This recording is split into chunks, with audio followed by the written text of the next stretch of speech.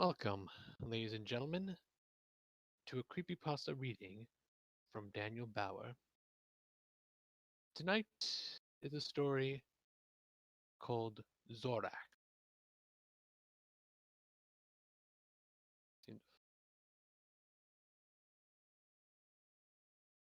Now, this story is like despite being made in 2012, it kind of relates to what's going on now since it's a story about a pandemic. But kind of bad at openings, to be honest. So just sit back, relax, and enjoy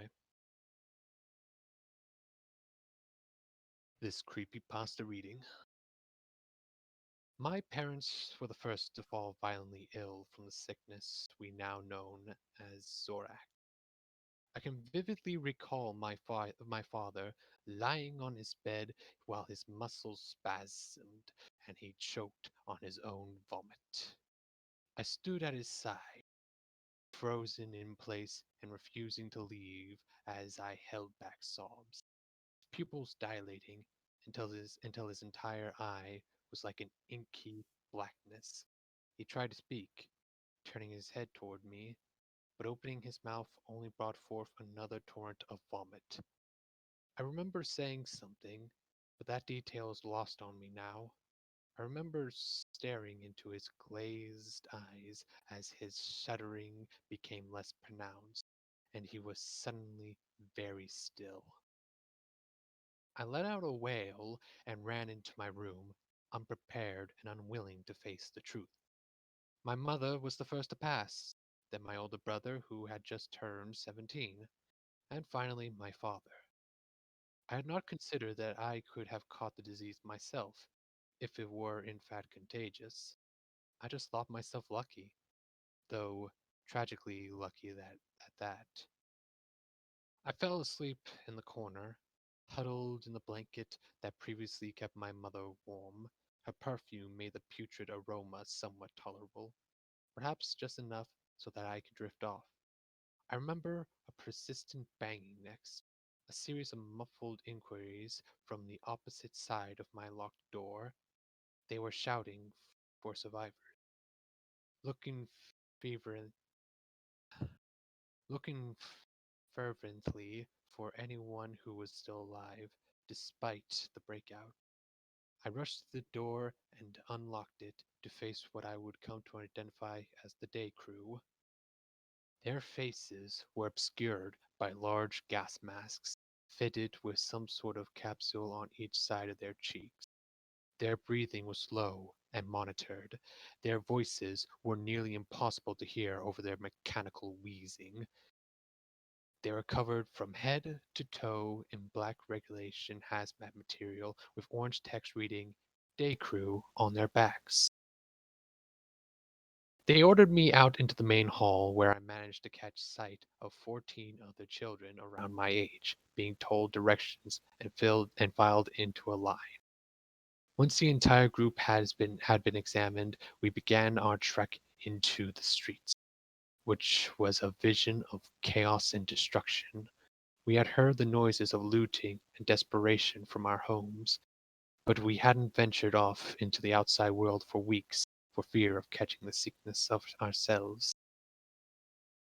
There were even more day crew that were burning bodies that had fallen to the streets, trying to purge the earth as they kept their distance from the resulting fumes.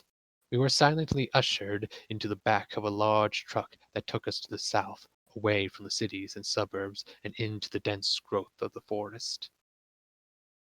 When the van came to a screeching halt, the doors swung open to reveal more day crew, who ushered us out into a forest clearing. We were interrogated about our exposure to anyone with Zorax, and if we felt any symptoms like nausea or vertigo. Though we had all witnessed our family members falling ill and had tried in vain to treat them, we were all perfectly fine in any physical sense.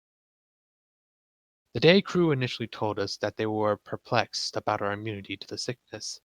as anyone who came in contact with it was sure to fall ill just hours later. So it was a shock to see that some of us had been living this nightmare for weeks on end. As they administered more tests and asked more questions, however, we were told that the immunity was tied with a hormone cell that the disease was using to compromise the immune system. And since we were all too young to have properly developed it, the disease was unable to make us fall ill. We were told that the day crew wanted to study us, that we would live under the cover of the forest in quarantine. They would hope to extract a cure from our group that could be used to heal the world and rid it of Zorak's disease. They tried their best to sound positive in light of the situation, but it was obvious that even they were doubtful of their efforts, and that there was no guarantee of any of their tests to follow through. Still, they kept the mood optimistic and promised us that they would save countless lives with our efforts. They built a secluded village in the woods, providing us each with a makeshift house carved into the tree trunk around the area. I was led to a simple tree house that had a single bed on the far end and a table in the middle.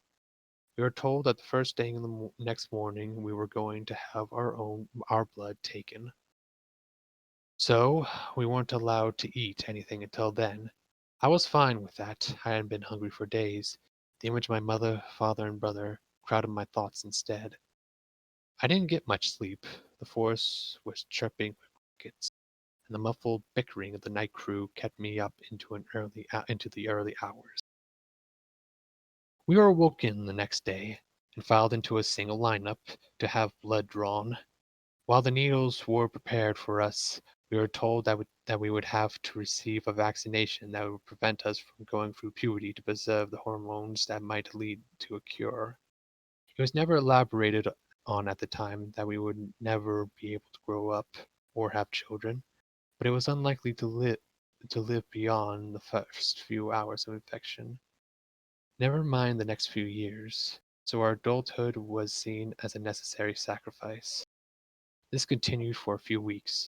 We would continue to receive vaccinations and ensure that a cure would soon arise, but the times were getting desperate. I took I took to listening in on the muffled conversations of the night crew. During the night, it became easier to make out what they were saying over time as they sat beneath my bedroom window next to a crackling fire. I discovered that our encampment was only one of many in the surrounding area, and that they deduced that Zorex originally came from the sea to the west.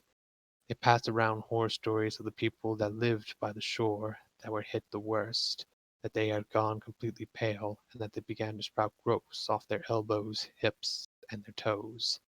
They had to be kept constantly hydrated or else their skin would begin to flake and peel. Their pupils had dilated, and their eyes were colored black. At this at this bit I thought back to my father, sitting on the couch and writhing in pain. There was food in the mountains, one assured another. They were gathered it they were gathered in they were gathering it in droves, perhaps to keep it from spoiling. Another spoke up, feeling that they had managed to find expecting women who weren't exposed to Zorax, and that they were being kept in the mountains, berth their young away from the sickness. The topic came to their present situation, and they began to discuss our encampment, that our result, while promising, weren't being worked on fast enough. There were accusations claimed, and fingers pointed, but at last they settled on keeping their mood positive, that something would come along eventually, that we just needed some more time. Discussion drifted back to the horror stories of the West Coast, which clearly sparked sick interest in the group as they talked of the corpses that had been found alongside the water and drifted ashore, each with deep black eyes. I rolled over in my bed, unable to listen to any more of the stories without images of my own family, staring up towards the ceiling, praying that we would manage to find a cure soon, and that I wouldn't have to hear about the people of the West anymore. It had been nearly a month of testing when something went wrong. A few short hours after our latest vaccination, several kids began complaining of distorted visions. They could see trailing light in the air, making their way across the plains. While their faces were covered with their masks, I could sense the worry that played out across their faces. We were told that they were just visual hallucinations and that they would subside in a few hours. When I woke next day and glimpsed outside, I too could see the trailing lights drifting through the air. They forbid anyone to discuss the lights any further, though it was clear that everyone could see them. As we lined up to have blood drawn, one of the day crew became terribly ill and began to vomit through his gas mask. In a frenzied panic, we were ordered back into our homes. As they led the sick member away into the woods, we were told to come out and organize ourselves into a line for decontamination. After covering everyone with a chalk-like substance, they began to scrub away it with some foul-smelling liquid until they were assured that we were safe to deal with once more. This excessive procedure became part of our daily regime, and it's how we started to call them the Scrubs rather than their official titles. We were dis- we were disillusioned, and it was obvious that they were as well. The visual hallucinations began to worsen. Even though we had stopped taking vaccinations long ago, some kids began to befriend the imaginary creatures in the air. Speaking of the trails of light, I was horrified that I might start losing my sanity as well. I didn't want to eavesdrop to the discussion over the fire that night, which had gradually worsened with each passing week. With a trailing desperation in their voice, the night crew began to exchange information about the other areas.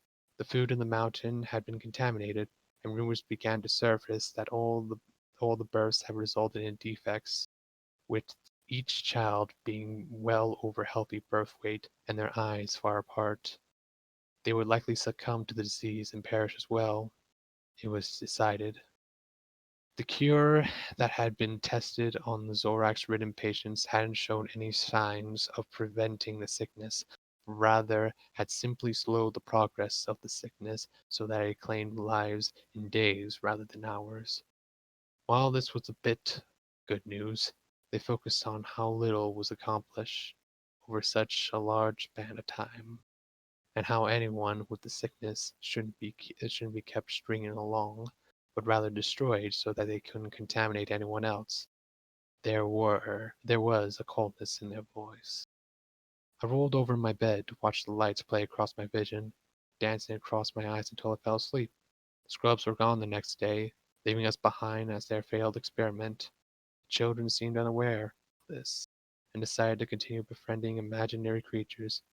In desperation, I sulked off to my bed, only to suffer a violent burst of spasms and shivering in the process. I drifted in and out of sleep that night, having one reoccurring nightmare after another. When I awoke, I heard something pass through my doorway, something that couldn't possibly be there. Rolling over, I reluctantly looked up into the air to watch a trailing ball of light flow around my house before descending towards my bed.